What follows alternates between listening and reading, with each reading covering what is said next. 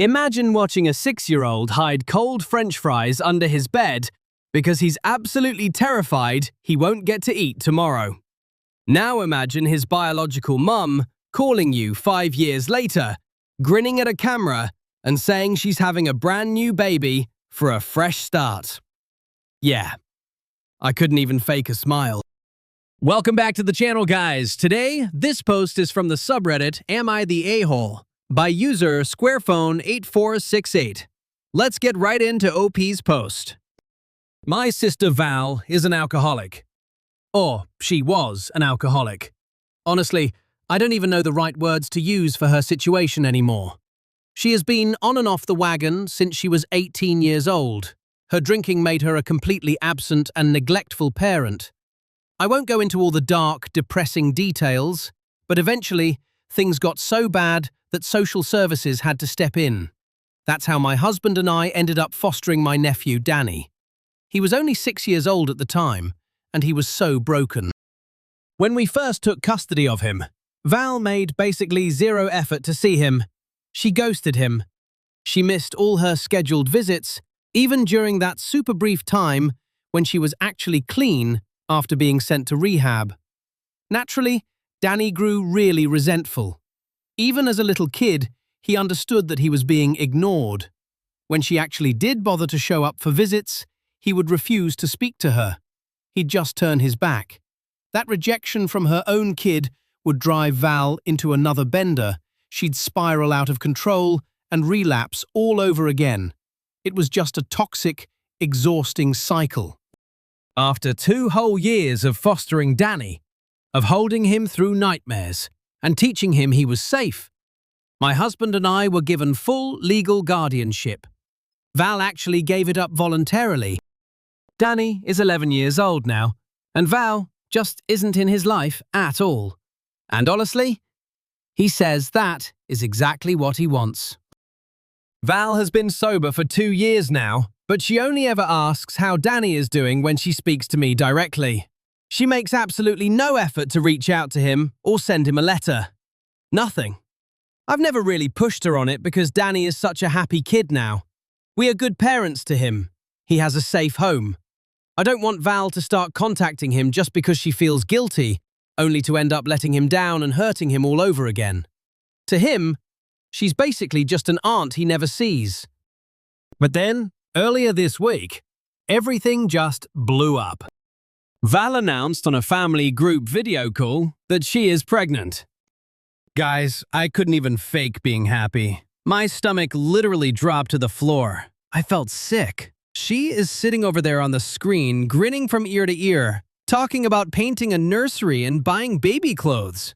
Meanwhile, right next door to the room I'm sitting in is the bedroom of the kid that she completely threw away. It's one thing to throw your hands up and say, "I'm messed up. I can't be a mom right now." But to just decide that you can't be bothered to put in the hard work to fix the relationship with the kid you already have, so you just decide to have a shiny new one? Like a do-over? It just felt so deeply wrong.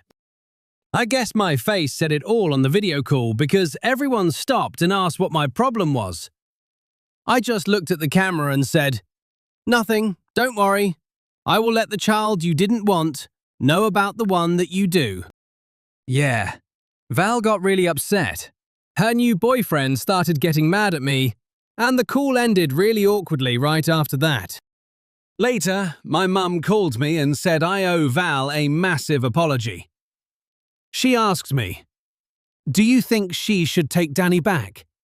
Do you resent raising him?" Just to be clear, I couldn't love that boy more if I gave birth to him myself, and absolutely no way do I think he should live with Val. But my mum's whole point was that if I want Danny to stay with me, I shouldn't be mad at Val for still wanting to be a mum to a new baby. My mum thinks that since Val can't fix the past, I should just find it in my heart to be happy that she is healthy and moving on. My dad kind of agrees with me, but for a different reason.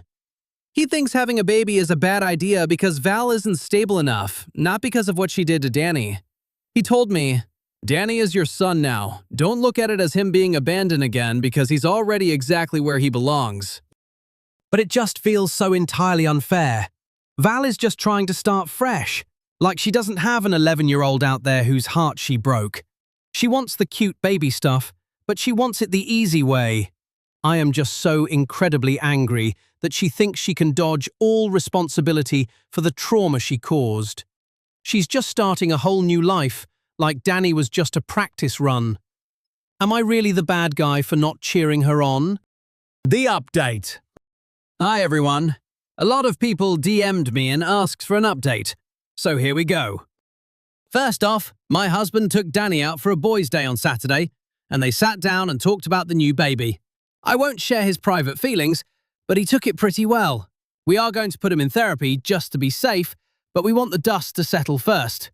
Danny needs time to process things quietly on his own. Next, I had a really long talk with my mom. She is the kindest person ever, but she has this happy ending mindset. When I look at Danny, I see the terrified 6-year-old I had to save. When my mom looks at Val, she just sees her traumatized teenage daughter who finally got sober. But I laid it all out for her again. I reminded her of the absolute hell Danny went through, and it finally clicked for her. She realized why I was so disgusted, even if she still secretly hopes Val is a good mom to this new baby. Finally, I called Val. She apologized for springing it on me during a group call, saying she used our parents as a shield because she was scared to tell me. She said she regrets her past, and she knows Danny probably won't ever forgive her. But then, she said she always wanted to be a mum, and she finally feels ready. I was just going to let it go. I was going to hang up and just distance myself. But then she asked me this one question. After everything, don't you want me to be happy? And guys, here is where I might actually be the villain of the story. Viscerally, in my gut, I wanted to scream, no! And I realized the truth is, I actually don't want her to be happy. I want her to stay sober. I want her to be healthy. But when I picture her living this perfect, joyful, happy life with a new family, I know that isn't what I want for her. I know that sounds incredibly toxic, and I'm actually okay with it. People on the internet can judge me all they want. They didn't have to walk into that depressing government building and see a little boy with his bones sticking out of his shirt, flinching every time a door closed too loudly. They didn't have to watch him hide cold, stale fries under his mattress because his brain was wired to think he'd starve the next day. They didn't have to hold a crying 6-year-old who just wanted his mom, knowing full well his mom was out somewhere partying and not giving a single crap if he was alive or dead. The absolute worst things Val ever did, she did to a kid I love with my entire soul. It's not my job to decide who deserves happiness, but I refuse to lie and say I hope she gets it. I told her the truth. I said my family is stepping back, and we are done engaging with her. She completely lost it. She called me spiteful, started bringing up ancient history, and blamed me for Danny not wanting to talk to her. Her boyfriend texted me later saying I was a horrible person. But it had to be done. I blocked them both. I told my parents we are doing separate holidays from now on. I am breaking this toxic cycle. I am done letting her dark cloud ruin our peace. I'm just going to focus on being the best mom to the kid who actually matters to me. Down in the comments, the community had a lot to say about Val's fresh start.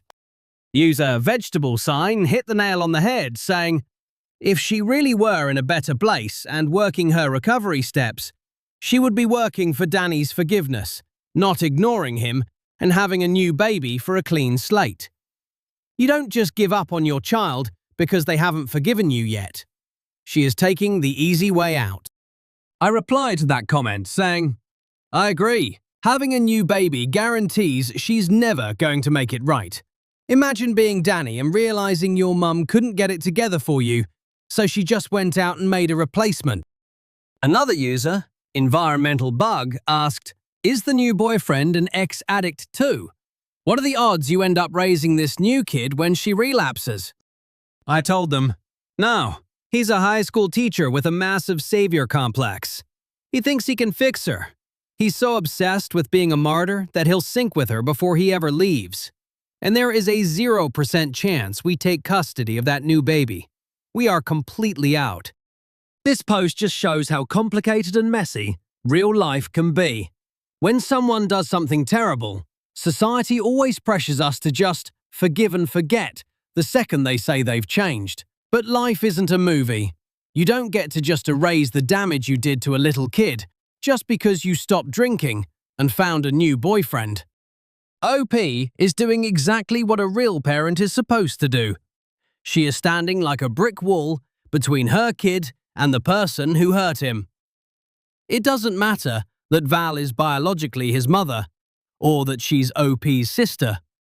Family isn't just about blood.